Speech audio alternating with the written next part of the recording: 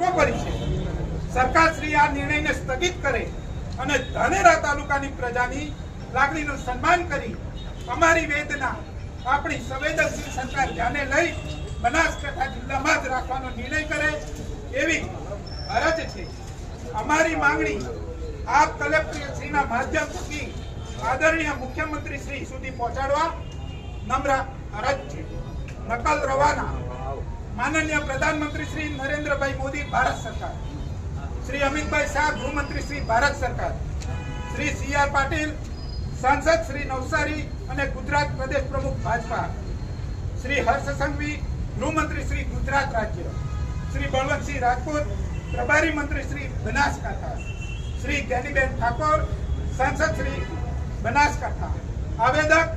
नवसारी में रहता अमे सौ धानेरावासीओ अखंड तालुको धानेरा जिल्लो आपणो